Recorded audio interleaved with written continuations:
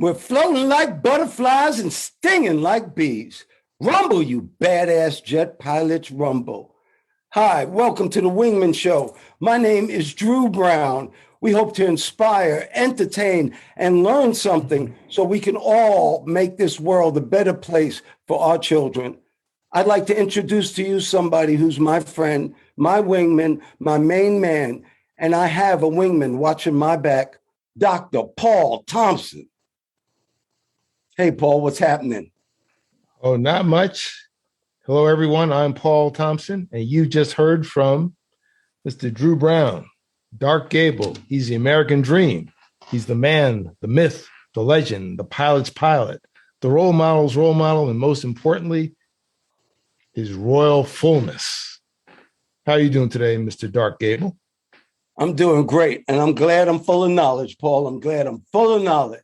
Well, we're going to have a great show right now. Check this out. Check it out.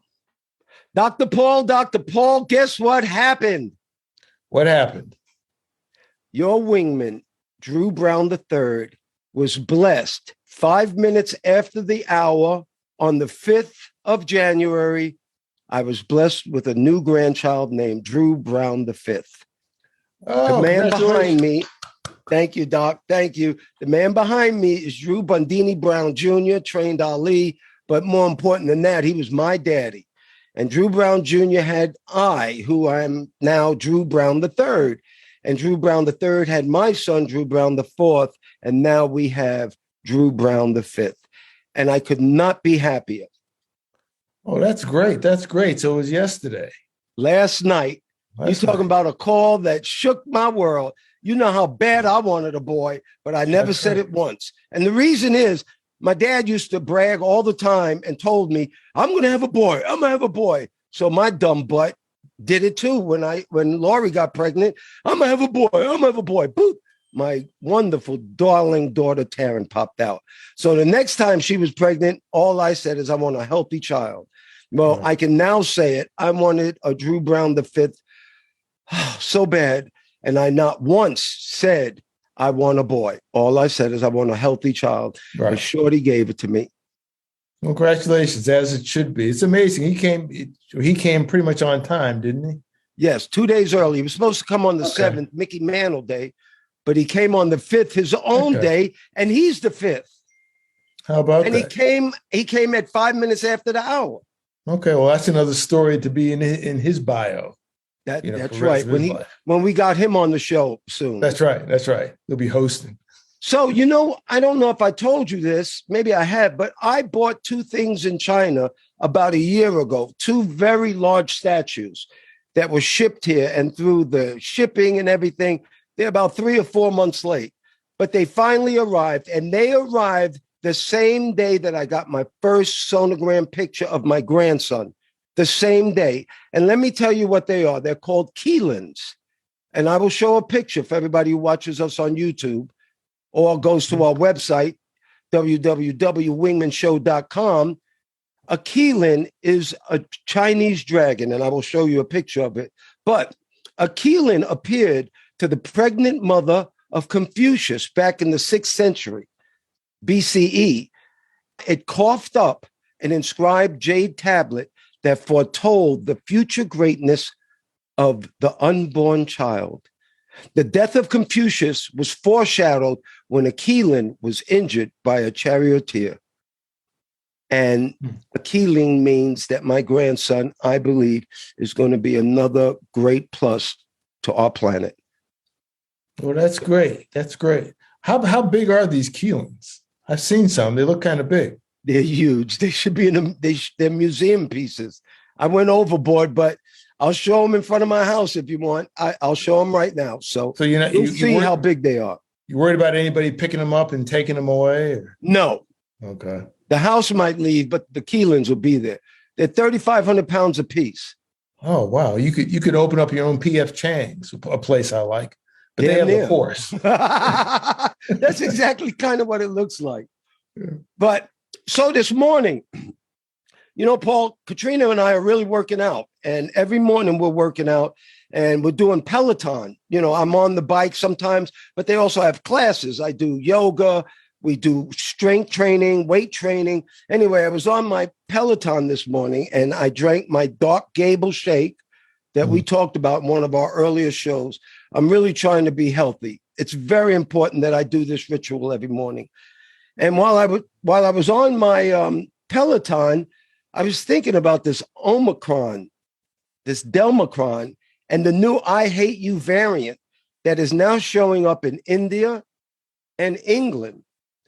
Dr. Paul, this pandemic is not going away. Tell me a little bit about what you think about all these crazy new variants.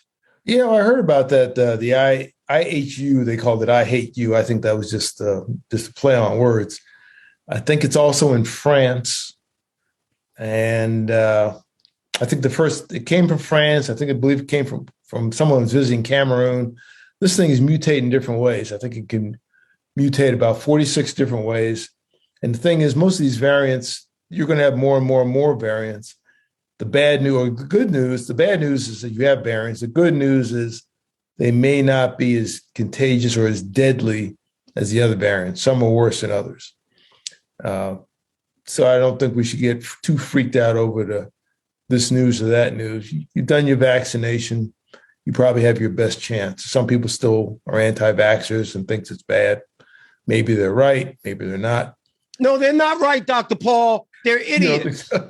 They're idiots. I can't allow you to be nice with these people. They are morons and they're killing people. If I'm telling you right now, 40% of this country are morons. I don't know how else to say it. If you're not vaccinated against a disease that can kill you, you're an idiot. There's some people, who have conditions that can't, like certain pregnant women can't do it. Of course not. If a doctor tells you not to get it, that's different. Yeah. I'm talking about someone that says, well, I got this condition and I can't. There's a few people like that. Well, Djokovic, the tennis player. Yeah, you're right. Yeah, Djokovic. Okay, well, he was just kicked out of Australia because he's a non-vaxxer. Right. So I'm just telling you like it is. 40% of this country don't have a clue.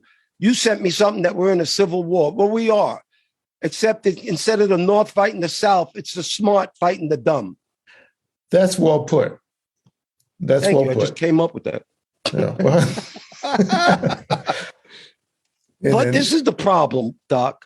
And I just had a grandson. I can't tell you how I feel. I mean, nobody told me that the grandchildren thing was going to be like this. I mean, I'm talking about your grandson, Grayson, all the time. And I have my Drew Brown the Fifth. And I just got to let you know, man, I've been wanting this my whole life. I don't want to start crying right now, but the legacy continues. Even though my granddaughter Angel would have continued it, now we have a Drew Brown the Fifth. So this brings me to this. Chicago school system is shutting down. The teachers don't want to go back in the classroom. The real problem is our children are failing, especially our Black, Hispanic, and poor. They are really taking it hard from this pandemic and the way we're treating it. They are not going to school. They don't have any social activities. Here it is, Doc. They're failing at rates that we can't talk about. The suicide rate is going up. The violence in schools are going up. The violence at home is going up. The reading levels of all of our children are actually going down. This is a major problem. This is our future, Doc, and we have to do something to make sure this happens. Now, if you have good parents, I think you'll make it through, but God forbid you don't. If you can't make up third grade and fourth grade, you're not making it in 6th and 7th. You're just not. We have to have an answer for this, Doc. You give it to me. Okay, I got the answer for everything. Yeah, it's tough. Their schedules have been totally disrupted, on again, off again, for a couple of years. And to make it up, it'll probably take twice as long if it's made up at all. Folks were falling way behind. I really don't know what to say. And it's a global thing, but it's especially troubling here because people are basically kind of in a powder keg. I kind of feel it when I go to stores sometime. Nothing, I haven't seen anything bad happen, no fights, anything crazy, but there's like an undercurrent. And I think some of it has to do with kids and childcare and the lack of workers. I know we're going to get into that later on. What we're trying to do, again, my grandson is small and we're trying to do some stuff with him here, and we are doing things with him here, but everybody doesn't have the same resources.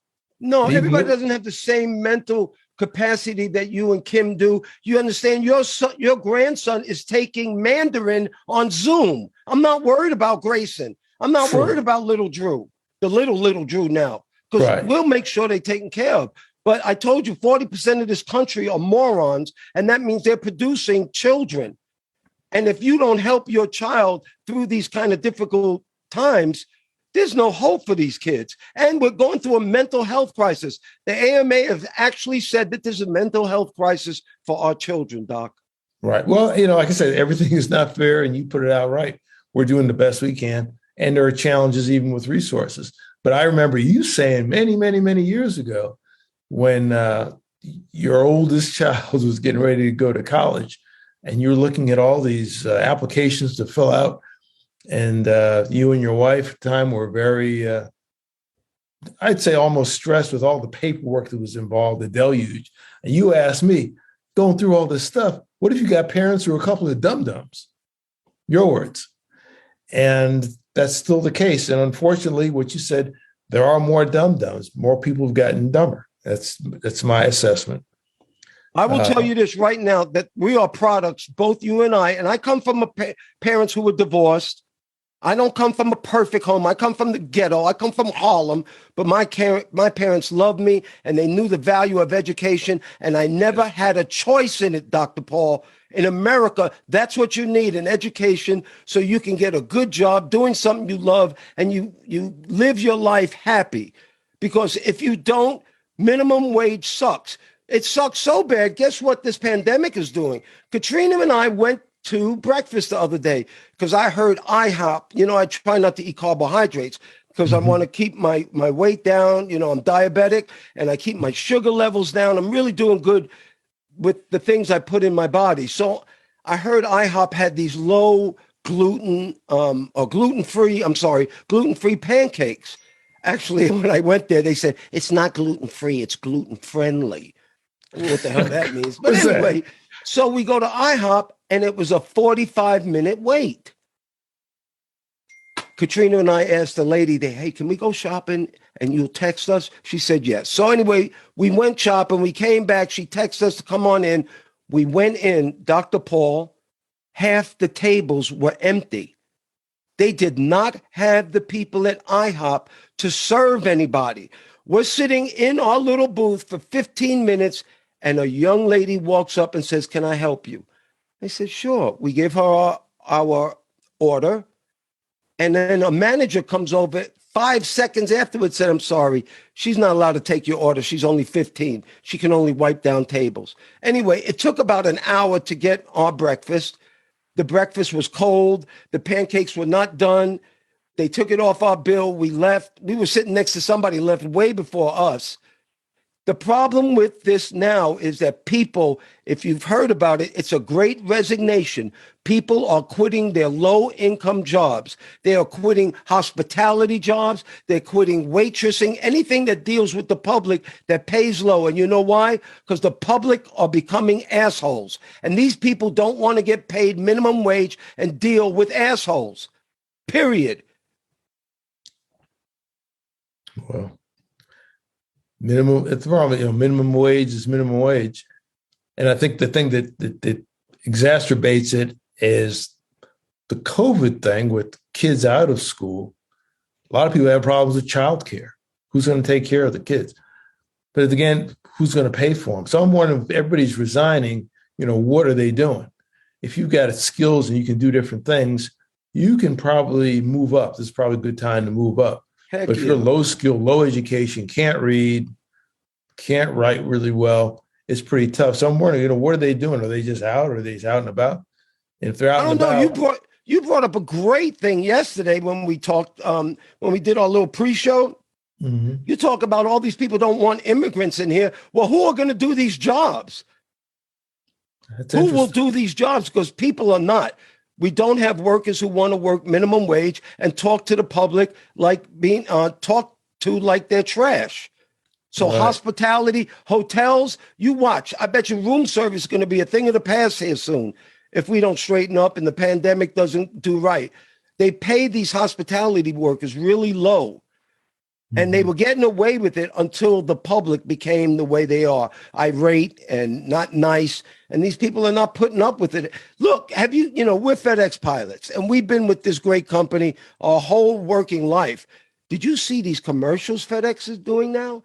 They're looking for people. I've never seen that before. Where I've seen them advertise for the services, but not for people. It was just a couple of years ago. I think they had buyout packages to reduce the forces. Now it's competitive. I remember going to Indianapolis years ago, flying and jump seating home. Jump seat is where you basically hitch a ride on another airplane. You ask permission if you're going to the same place, and you ride. You have to ask the captain. You have to ask the captain, and through the system. But finally, you have to ask the captain individually. Is it okay if I ride? And most people say yes. I've never been turned down. I've had a few folks look at me funny, but for the most part, they've been supportive. They sure don't look at us funny when they jump seat on our jets. Oh no, everybody comes when they're asking you. They're like everybody's like puppy dogs, right? Everybody's on the best behavior. But anyway, I remember going from Indianapolis back to Atlanta, and it was freezing one night. It was in the winter. And I'm just waiting. They're loading the airplane, and I'm just kind of sitting there in the seat, and I'm freezing. And the air crew's got the heater going. It's called the auxiliary power unit. The heater going. It's not going enough. It is cold, and I'm freezing. And I asked I guess the ramp manager. He was up there. He was freezing too. I said, "What's taking so long?" He said, we got just a few crews. No one's here. A lot of folks have left because Amazon was hiring, and they were on the other side of the airport. They opened up a new facility. It was new at that time. Wow. He said, we got a lot of folks going over there, and it's inside and it's warm. Out here, it's freezing. I said, yeah, it's freezing. And that was a long time ago. But, when you have few people, things just don't go on time. You talk about FedEx can't deal. FedEx and UPS can't work like that. They have to get them packages there tomorrow. Right. Or they have to refund money in some form or fashion. So it's tough, and nerves are frayed in those businesses too. From people that I know who are still working at both companies, some of their nerves are frayed by everything being stretched and flexed, and everybody being under pressure. So it's not a good time. No. And remember our company, FedEx, our wonderful company, when we were hired, it was people, service, profit. Yes. That was PSP. I won't ever forget it. Right. And they really treated us like that. Well, lately, companies are doing PSP, but it's profit, service, and then people. And that's what's happening a lot. We're not taking care of the people that are taking care of us because everybody's trying to make an extra penny. Yes. Yeah. And the downside of that is what happens is you actually lose the loyalty of your workforce in many ways. That's what happens. That's why we work so good for them, because we love FedEx. Yeah, we did. It was great. I know. It was great. Okay, Dr. Paul, I'm going to give you a secret signal now. And this means I'm Jewish. Why does this mean I'm Jewish, Dr. Paul? Well, that looks like the Star Trek thing. I think your thumb is out here. You're like Mr. Spock. That's Mr. correct. Spock on Star Trek. I found out that he was Jewish, as was Captain Kirk. Was also Jewish, from Canada. William Shatner's from Canada. Sometimes they say the best Americans come from Canada. Oh, Canadians are nice now. You have to admit that. For the most part, they've got to work to be mean. Even when they're upset, they're angry. They're polite angry, which is interesting. But Mr. Spock, Leonard Nimoy, is actually Jewish, of Ukrainian parents, grew up in Boston, and this symbol that he used on Star Trek, "Live Long and Prosper," actually came from something he saw as a child, I guess in the temple during some ceremony where you're supposed to have your eyes closed. But as a child, I guess in the midst of the thing, he couldn't help, and he opened his eyes and saw what people were doing, and he saw them making this symbol, and he took that with him to Star Trek, and it became Live Long and Prosper, but it actually comes out of Judaism. Isn't that amazing? Even in the great beyond, the great universe, you have maybe that's where the Jewish lasers are coming from. Oh that my God, we figured it out. We figured it out. The Jewish lasers. God. That's right. That's You're right. Smart, Doc. But that's right. I come from Ukrainian grandparents. Really? So I'm the same way. And what he saw in synagogue, which is shul, we call it in the Jewish religion, it is like a church, our church. Anyway, in synagogue, it's the deity of the Lord. The feminine deity came through the temple, and the light was so bright, they tell people to shade their eyes. That's why everybody's eyes were closed. And when he looked up and saw that sign, I never saw that sign because I kept my eyes closed. Kept your eyes closed. I didn't want to get blinded. I was scared. But anyway, is that not amazing about Dr. Spock? Yeah. Or Mr. Spock. Mr. Spock. Well, I'm going to tell you something. There's a Dr. Spock too. I have to tell you this, Dr. Paul. My life is really based around what he stands for, and that's logic. Mm-hmm. I really live my life pretty logical now. Logical. You die from this pandemic. Logically, they have come up with a vaccine that will stop you from dying. Logically, I took the vaccine. They have a second shot that helps you not to die even more. I took the second shot. They said that if you get a booster, you might not die even more. I took the booster. And then you asked me, well, how long is that booster good for? And the answer is till I get my next booster. I don't know about you, but I want to live. I have Drew Brown V to live for. I have Angel to live for, my granddaughter. I have a lot to live for. So logically, I went to school. Logically, I try not to do bad things so I don't get in trouble. Logically, and that's how Mr. Spock was. You know what I think? Wouldn't it be good if Mr. Spock, he could, if you want, he could do, imagine if he could do a PSA on inoculation. I'm glad you said that about a PSA. This is a Wingman PSA. 11 facts in life. Number 1, to become successful, wake up, show up, pay attention, especially to the details. Wake up, show up, pay attention, especially to the details. There's been a Wingman show, PSA. Yeah, we'll get maybe the guy who's playing Spock now, the new guy, who's pretty good. Actually, he's a pretty good Spock. You could probably pull it off, but someone's got to pay for that. Star Trek was the bomb back then, and he was kissing. They were interracial, real interracial, because it was a different race. But he was kissing green girls back then. William Shatner. Yeah, that's a famous. What was her name? Yvonne Craig was her name, and I think she was one of the James Bond girls, as I recall. That was very famous. We're still talking about. You don't realize that Star Trek came out when we were in elementary school. I think I was like in the 5th grade. Really? I think so. I think it was 66. Yeah, 66, and it's still there. Even Shatner going into space. He looks the same. The oldest man in space. He's 90. And Mr. Spock, the original Mr. Spock, passed away some years ago. But it lives on. I think it'll live on another 50 years. How about this one? I don't know why I thought about this, but do you remember Lost in Space? I do. I love that show too. I did. It was okay. It was all right. It was very goofy.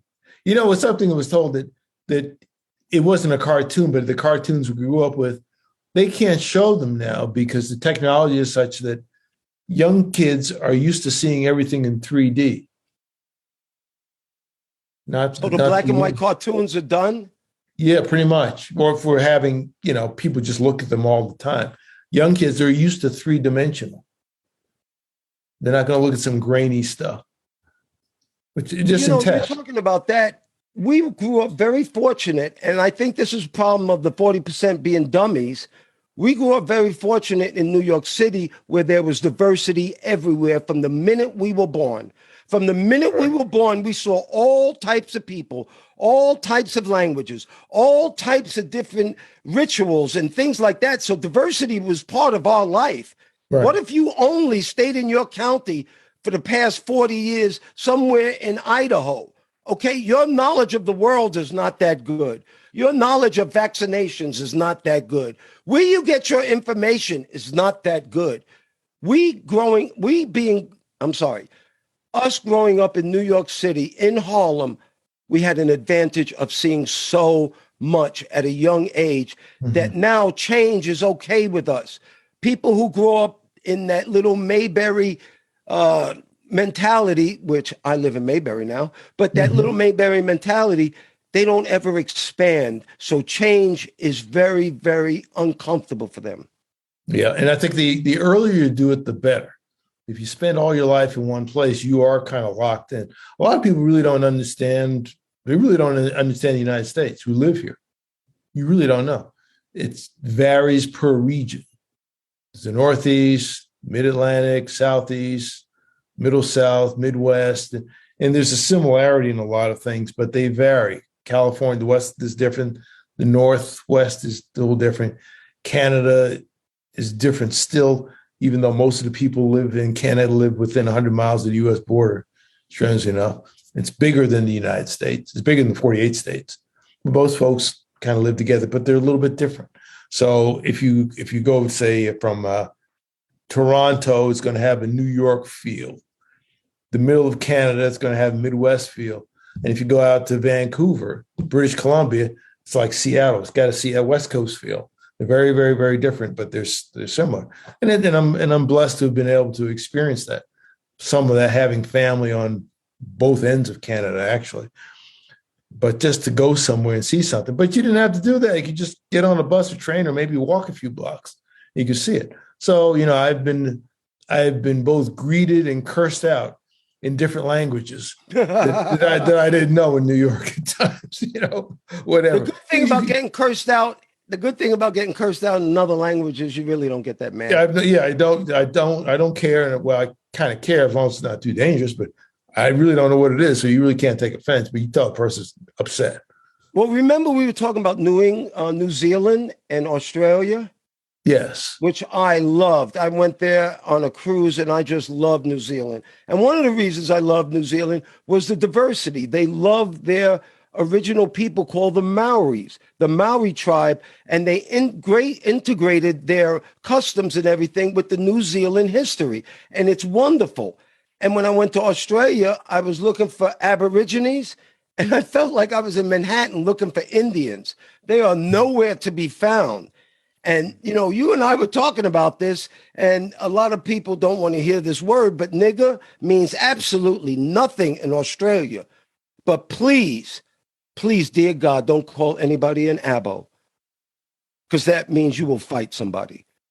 So it's different languages, different places in the world that really make up this world. And there are so many different things out there that we learn from. And that's what makes you expand your mind. Let's talk about WAYGU expanding your mind. Didn't you send me something from Costco the other day? Yeah, you were talking earlier about this WAYGU stuff, WAYGU. And I was at Costco, my favorite, one of my favorite places. And what was I doing? I was getting my tires rotated. And I had them replaced some years ago, and you get like lifetime rotations. So I'm getting rotated, and I see something else I want to buy while I'm waiting. And I can't help but go by the produce section or the meat section. And I saw this WAYGU stuff. Just walking, I said, okay, this is it. WAYGU. You were talking about how good it was. And I looked ahead, a couple steaks, frozen steaks, and they cost more than this brand new chair that I got from Costco that I'm sitting on right now. It's a nice lazy boy. It's the most expensive chair. This meat, these two steaks, they look pretty thin, cost like $10 more. Basically, each steak, you got two steaks. Each steak was like $104. That's correct. So the package was like $209. I got this chair for it was $199. And I'm thinking well, eat the steak and it's gone. The chair will last for a while. And eat a Big Mac, huh? Yeah. So I've never had it. And I think you were talking about the WAYGU burgers. I didn't look for the burgers. I just saw the WAYGU. But is the stuff that good? It looks like it was kind of fatty. I took a picture and sent it to you. Let me give you a little bit of knowledge on WAYGU. WAYGU comes from Japan, and they're a certain type of cattle. Let me keep it short by saying these cattle are treated very, very well. They're allowed to walk around. They're free range. They eat only natural. They don't let them walk too much so they don't build up muscle. And sometimes they even get massaged a little bit with water hoses to keep their muscles soft and to keep the fat content up. Anyway, it's $100 a pound for this Wagyu that you were speaking of. And, remember we talking about sous vide and I got you that sous vide machine? Right. Well, I wonder if you sous vide $100 steak, would it become a $300 steak? I can't imagine meat getting any much better than when I sous vide it. So I'm not sure. I never ate a Wagyu steak. I had from Costco Wagyu hamburgers. Mm-hmm. They had ground meat, and we just sous vide some hamburgers. And honest to God, Dr. Paul, it was the greatest hamburger I've ever put in my mouth. Really? Okay. Well, maybe I'll go back and do that. Thing with the steak, if you mess one up, it might bother you. If you sous vide it and messed it up, I may try one. Definitely. Don't try Wagyu, though. Try it first on a regular steak, on Regular hamburger meat. Okay. Good. You saw what Antonio Brown, the Tampa football player, did this week? I did. I'm actually starting to feel bad because CTE is prevalent in the NFL. And when you get hit in the head, concussioned, and you're concussed so many times, mental problems can happen. And what he did this week was, he walked off the field, took off his shirt, just paraded around. He didn't hurt anybody. And when I heard Tom Brady say, we love him and we hope he gets his best help, that means he's pretty nice guy for Tom Brady to say that. And I'm starting to feel bad for these mental conditions that these athletes are getting from being hit so hard. And is there an answer for that? I'm starting to feel some more sympathy and empathy towards Antonio Brown than just making fun how the dumb things he's done in the past. Yeah, I guess there's a history there. That CTE stands for chronic traumatic encephalopathy. Yeah, encephalopathy, that's right. And just from repeated blows. I know the case of, it was just last year, and I forgot the player's name, but he was in South Carolina. He killed 6 people, including himself. And I forget the name. What about Junior Seau, who shot himself? I was thinking about Junior Seau. That was a few years ago. Same thing, and some others. The Junior Seau was a major star. This other guy, I don't remember his name, but that it does happen. It's a rough sport. Big, powerful people hitting people at great speeds. I don't know what they have health-wise. I think the NFL was in denial for a long time about it. And now they're having to really face the music. You know what the answer is, right? What's the answer? Let the NFL play without helmets. Nobody's going to get hit in the head anymore. You're not hitting with your head if you don't have a helmet on. You're going to avoid it like rugby does. Okay, well. It's the truth. Rugby has less concussions than the NFL because they don't hit with their head. That's the last thing they want hit. So anyway, that's a little... Okay. I have a wingman story for you, though, that is just incredible. And it has to do with sports. How about that? Okay. This woman, Nadia Popovici, is a hockey fan. She loves going to hockey fans, and she's a Seattle Kraken fan. They have a good team up in Seattle called the Krakens. Mm-hmm. Anyway, so she has good seats, obviously, and she was watching the game, but the manager of the Krakens kept walking kind of in front of her, and she noticed something on his neck. Now, Nadia is a med student, and she does volunteer work in suicide hotlines. So she just came from work, and she looked at this guy's neck, and it looked like a cancerous mole on his neck. It was discolored. It had an odd shape, and she saw it. She typed on her iPhone, "You have cancer on your neck. Please go see a doctor now." And I think she made red cancer, doctor, and now. And she showed it to him, and she said he looked at it real quick and just kept doing what he's doing. So later in the story, he says that he read it. And then when he went back to the locker room, he asked one of his trainers, hey, do you see this? They said, yes. He went to the doctor. The doctor told him that if he didn't come in within 3 years, he would have been dead. This woman saved his life by looking at his cancerous mole, and they removed it. And, if you catch cancer early, you're pretty much okay with saving yourself. That's a very important part of detecting early. That's why you should check yourself all the time. But this girl actually saved this guy's Hamilton. His name is Hamilton. Brian Hamilton. His life was saved by Nadia Popovicki. And guess what they gave her? They gave her 10 grand. Oh, that's not nice. A lot for medical school, but it's a start. What do you think? That's not bad. That's not. I mean, that's good for her. I mean, she's basically in the audience and saved a life. But the 10 grand, she can both get a lazy boy from Costco, and while she's at Costco, she can get a little Wagyu too. There you go. Oh yeah, I forgot that she could get some Wagyu steaks. Yeah, that's cool. A good one, Doc. Thank you once again, Dr. Paul Thompson, my friend. Thank you for your love, your time, and that's something that we won't ever get back. I want to thank all the listeners too. Thank you so much for doing the show, Dr. Paul. We're jamming. Well, thank you, Mr. Drew, for inviting me on. Always good to talk to you. And ladies and gentlemen, please remember to like, share, and subscribe to this podcast or any of the podcasts. If you're looking at YouTube, they say smash the like button. Don't smash it. Just press it gently and use as a link to all your friends.